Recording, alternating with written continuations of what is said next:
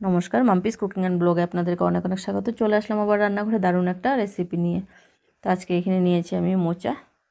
তো মোচাটা অনেকভাবে খেয়ে থাকি আমরা তেল মশলা দিয়ে। আজকে তেল মশলা ছাড়াই রেসিপিটা করব, কিন্তু দারুণ হয় খেতে। এখানে নিয়েছি কিছুটা আমি রসুন কলি, 8-10টার মতো হবে।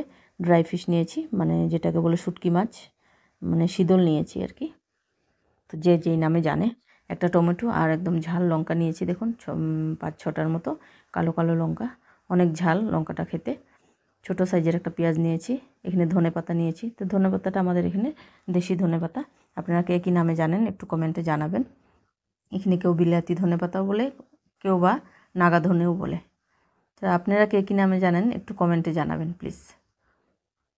এখন আমি মোচাটাকে উপর সাইডটা এভাবে কেটে বাদ দিয়ে দিচ্ছি।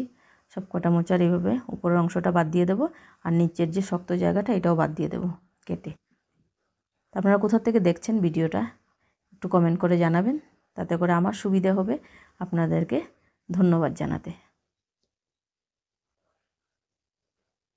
আর এই রেসিপিটা একবার বানিয়ে খেয়ে দেখবেন, দারুণ হয় খেতে, মানে আমি বলে বোঝাতে পারছি না আপনাদেরকে। শুধু গরম ভাতের সাথে এই চাটনিটা খেয়ে দেখবেন, মানে মাছ মাংস আপনারা কেউ পাতে নেবেন না, সত্যি বলছি। একবার ট্রাই করবেন, কেমন হয় খেতে তারপরে আমাকে কমেন্টে জানাবেন। আর কে কোথা থেকে দেখছেন কমেন্টের মাধ্যমে জানাতে ভুলবেন না।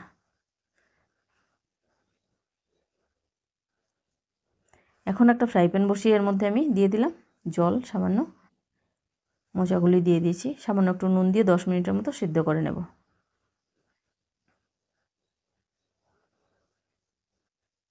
তো মোচা এমনিও শরীরের জন্য অনেকই উপকারী, আর এইভাবে খেলে তো আরোই ভালো তেল মশলা ছাড়া। তো একটা আমি ঝাঁঝরা নিয়েছি, এই ঝাঁঝরাটা সবসময় আমি যখনই চাটনি বানাই এটাই ইউজ করি।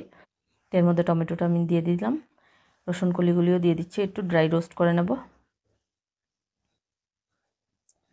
রসুন কলিগুলি হয়ে গিয়েছে, নামিয়ে নেব। টমেটোটা হতে একটু মানে টাইম লাগবে, 2-3 মিনিটের মতো।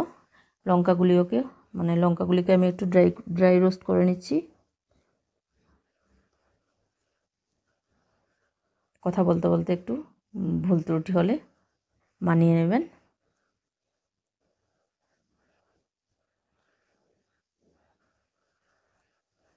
এখন শুটকি মাছগুলিকে আমি ড্রাই রোস্ট করে নিচ্ছি উল্টে পাল্টে, এভাবে লাল করে নামিয়ে নেব।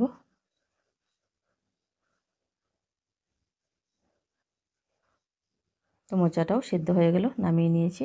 এখন ভালো করে জলটা ঝরে উঠিয়ে নেব।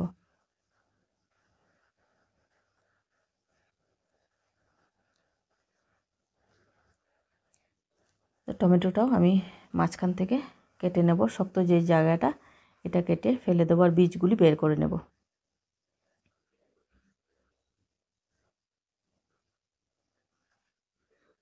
অনেকটা গরম তাই কাটতেও পারছি না আমি, দেখুন এই যে ভিতরের যে শক্ত সবুজ জায়গাটা এটা কেটে বাদ দিয়ে দেব। এখন ড্রাই রোস্ট করে রাখা লঙ্কা রসুন শুটকি মাছটা দিয়ে ভালো করে আমি এটাকে থেতো করে নেব।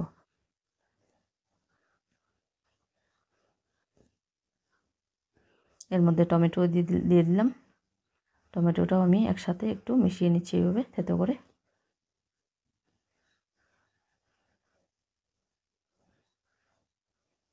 এখন একটা প্লেটের মধ্যে ঢেলে নিচ্ছি। ঢেলে নিয়ে মোচাগুলিকে এইভাবে হাত দিয়ে ভালো করে চিপে জলটা বের করে মোচাগুলিকেও একটু একটু করে থেতো করে নেব। সামান্য একটু থেতো করব, এমনিতে সিদ্ধ করে নিয়েছি। হাত দিয়ে যখন চটকিয়ে মাখাবো তখন এমনিতে নরম হয়ে যাবে।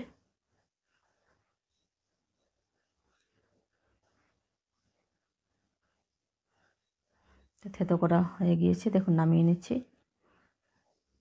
এখন শুটকি মাছ লঙ্কা টমেটো রসুন যে আমি থেতো করে রেখেছিলাম এটাও মিক্স করে দিলাম। পেঁয়াজ কুচি দিয়ে দিলাম সামান্য একটু, পেঁয়াজের পরিমাণটা কম দিয়েছে, আপনারা চাইলে আর বেশিও দিতে পারেন। উপর থেকে আমি দিয়ে দিলাম ধনেপাতা। এখন দিয়ে দিচ্ছি কাঁচা সর্ষের তেল, তেল একটু করে দিচ্ছি। আর সামান্য একটু নুন দেবো। যেহেতু নুন আমি মোচা সেদ্ধ করার সময় প্রথমেই দিয়েছিলাম, তাই একটু করে দিয়েছি। এখন ভালো করে হাত দিয়ে চটকিয়ে মেখে নেব। তো এইভাবে চাটনি বানিয়ে গরম ভাতের সাথে খেয়ে দেখবেন কেমন লাগে খেতে। দারুণ হয়, সত্যি বলছি। চাটনিটা খেয়ে দেখবেন। আর এমনিতেও মোচা আমাদের শরীরের জন্য উপকারী।